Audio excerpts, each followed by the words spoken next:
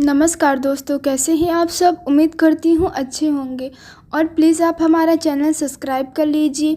माफ़ी चाहती हूँ, वीडियो आने में थोड़ी देरी हो गई है। और चलिए बढ़ते हैं इस कहानी के आखिरी भाग की तरफ। सुप्रिया ने उसे शांत करते हुए कहा, कुछ नहीं होगा आरुषि, सब ठीक होगा। तू चुप हो जा यार। तुझ में इस हालत में अकेले नहीं जाने दे सकती। मैं भी तेरे साथ चलूँगी। आरुषि ने उसे बहुत मना किया, काफ़ी समझाया, लेकिन सुप्रिया नहीं मानी। आरुषि पैसे लेकर सुप्रिया के साथ दिल्ली के लिए रवाना हो गई। आरुषि लगभग 3 घंटे बाद उस हॉस्पिटल के सामने थी जिसमें शौर्य को एडमिट कराया गया था।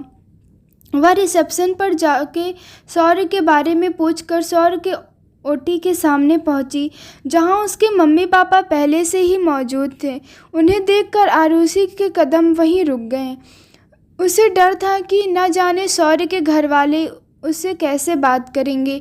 सुप्रिया ने उसे वहां चलने को कहा, लेकिन आरुषि की हिम्मत नहीं हुई। वह इन सब का दोषी खुद को ही मान रही थी, इसलिए वह किसी का भी सामना नहीं कर पा रही थी। वह वहीं रुककर शौर्य के लिए दुआएं मांगने लगी, लेकिन इंस्पेक्टर ने शौर्य के पापा को आरुषि के बारे में सब बता दिया। इसलिए वह खुद आरुषि के पास आए और दांत को पीसते हुए बोले, ओह, तो तुम हो वो जिसकी वजह से आज मेरा बेटा इस हालत में है। आरुषि नज़रें नीचे करके, हमें माफ़ कर दीजिए अंकल। शौर्य के पापा, माफ़ कर दूं?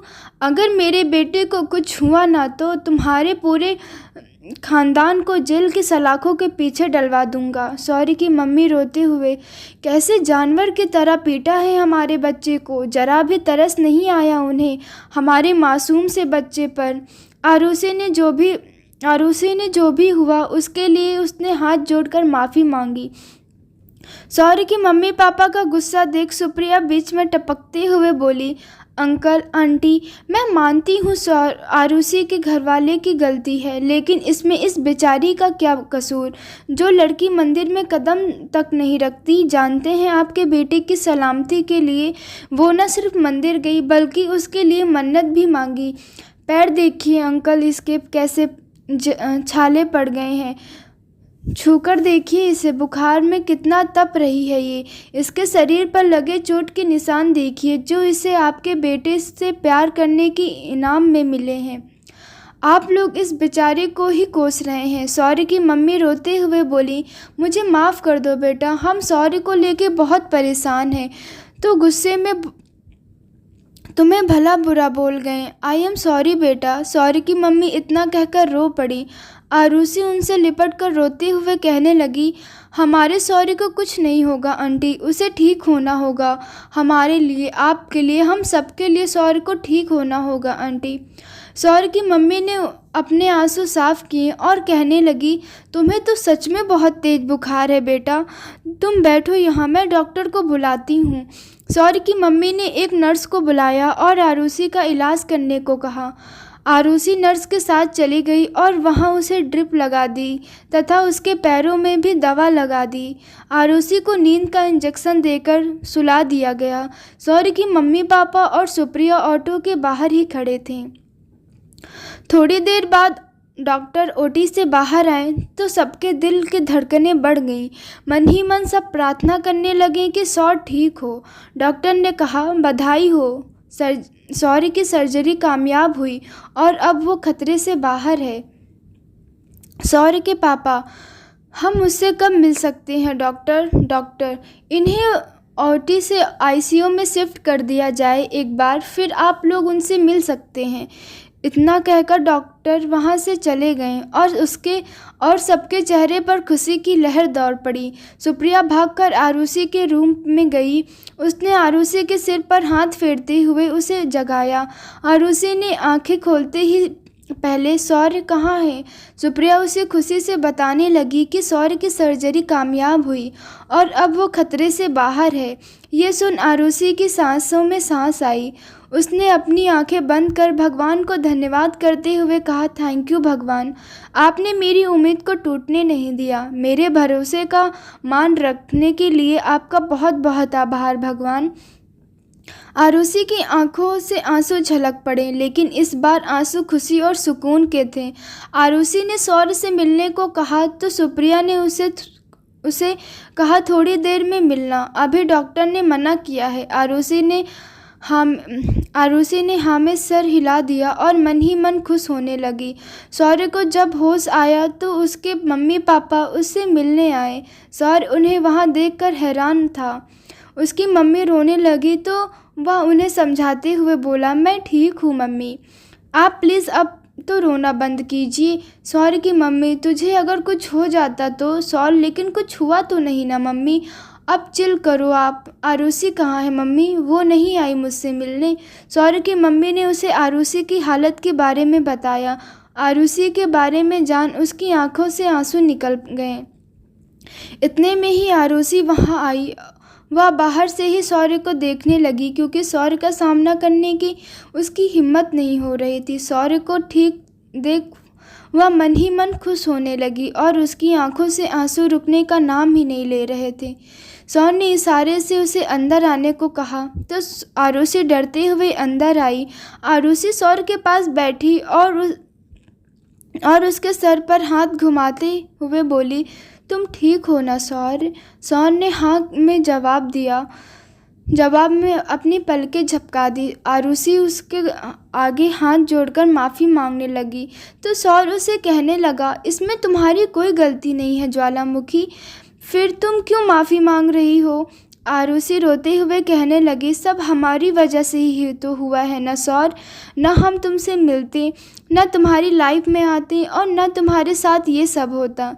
सौर्य उदास होकर बोला, मेरा प्यार इतना छोटा पड़ गया क्या आरू, जो एक मुसीबत आने पर ऐसे डगमगाने लगा? आरुषि ने सौर्य का हाथ पकड़ लिया और कहने लगी, ऐसी बात नहीं है सौर्य, लेकिन हमारे पापा और भाई ने जो कुछ भी तुम्हारे साथ किया, उसके बाद हम तुम्हें अपना चेहरा दिखाने के भी लायक नहीं रहे। सौर्य हल्के गुस्से में बोला, तुम मार खाओगी अगर दोबारा ऐसी बात भी की तो। जो होना था बस हो गया, क्यों सोचना उस बारे में? सौर्य के पापा गुस्से में कहने लगे, आरुषि के पापा पर तो मैं केस करूँगा। उस आदमी की हिम्मत कैसे हो गई मेरे बेटे को हाथ भी लगाने की? आरुषि नज़रें नीचे करके बैठ गई, क्योंकि वह कहती भी तो क्या कहती, जिम्मेदार तो उसका परिवार ही है सौर्य की हालत के लिए। लेकिन सौर्य ने साफ इनकार कर दिया, लेकिन मैं उन लोगों से ऐसे ही नहीं जाने दे सकता। सौर्य के पापा गुस्से में कहने लगे। सौर्य उन्हें शांत करते हुए बोला, जब मुझे उनसे कोई नाराज़गी नहीं तो आप क्यों गुस्सा कर रहे हैं? उनके लिए सबसे बड़ी सज़ा होगी उन्हें माफ़ करना।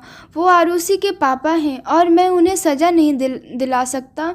इस बारे में अब कोई बहस नहीं, प्लीज़। सौर्य के पापा गुस्से में कमरे से बाहर आ गए और उनके पीछे उसकी मम्मी भी आ गई। कमरे में आरुषि और सौर्य ही बचे थे। सौर्य आरुषि के चेहरे पर हाथ रखते हुए बोला, बहुत टॉर्चर किया है ना तुम्हें? आरुषि मुस्कुराते हुए बोली, तुम सही सलामत हो तो हमारे सारे दुख दूर हो गए सौर्य। सौर्य ने उसका माथा चूम लिया और कहने लगा, आखिर हमारी आस्तिक बन ही गई। मैंने कहा था ना, एक दिन तुम खुद मंदिर जाकर प्रार्थना करोगी, वहाँ सबकी मन्नत पूरी होती है, और देखो तुम्हारी भी हो गई। आरुषि ने हाँ में सर हिला दिया तो सौर्य ने कहा, इसलिए इस मंदिर की आस्था बहुत ज़्यादा है। जय जितेंद्र। अक्सर इश्क में लोग काफिर बन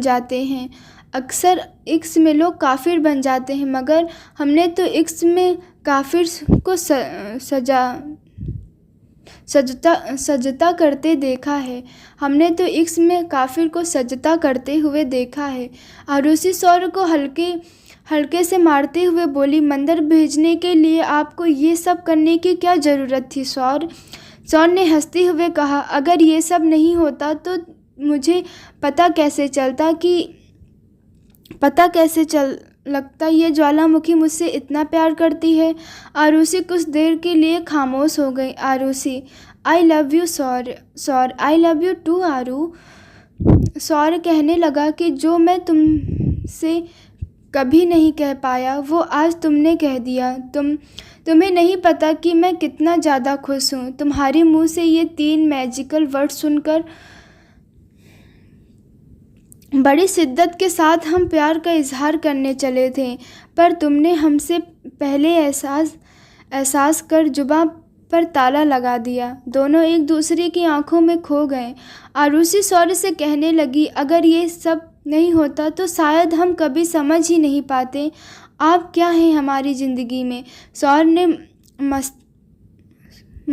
ने मस्करी करते हुए पूछा, क्या हूँ अब बता दो। आरुषि ने आंखें बंद करके कहा, तेरी मुस्कुराहटें हैं ताकत मेरी, मुझे इनसे है उम्मीदें मिले। चाहे करे कोई सितम ये जहां, इनमें में ही है सदा हिफाजत मेरी। जिंदगी बड़ी खूबसूरत हुई, जन्नत अब और क्या होगा कहीं। जो तू मेरा हमदर्द है, सुहाना हर दर्द है। जो तू मेरा हमदर्द है। आरुषि ने सौर के सीने पर सिर रख लिया। इधर सौर की हालत में धीरे धीरे सुधार हो रहा था। उधर आरुषि के परिवार ने आरुषि के नाम का पिंडदान कर उसे अपने लिए मित्र मान लिया। आरुषि को जब यह पता चला तो उसे बहुत ठेस पहुंची, लेकिन इस बार सौर था उसे संभालने के लिए। कुछ दिन बाद सौर को हॉस्पिटल से डिस्चार्ज मिल गया। सौर के साथ साथ आरुषि उसके परिवार उसके परिवार ने आरुषि को भी अपना लिया और दोनों का एक साथ गृह प्रवेश कराया। सौर और आरुषि एक साथ बहुत खुश थे। आरुषि के पापा ने तो उसे अपनाया, लेकिन आरुषि के पापा ने तो उसे नहीं अपनाया, लेकिन सौर के परिवार ने उसे खुशी खुशी अपना लिया और दोनों की एक खुशहाल ज़िंदगी की शुरुआत हुई। आँखों में तेरी तस्वीर तेरी, तू बन गया है तकदीर मेरी। एक पल ना मुझसे दूर होना ज़रा, तू मेरा है, मेरा है, मेरा है, बस मेरा है। दोस्तों, आपको ये कहानी कैसी लगी आप हमें कमेंट करके ज़रूर बताइएगा। आपको पता है जय जितेंद्र जैन धर्म के लोग जय श्री राम की जगह बोलते हैं जय जितेंद्र। आपको ये हमारी कहानी कैसी लगी आप हमें कमेंट करके ज़रूर बताइएगा। चलिए मिलते हैं कल एक नई कहानी के साथ। तब तक के लिए नमस्कार। और हाँ, प्लीज़ आप हमारा चैनल सब्सक्राइब कर दीजिए। शुक्रिया।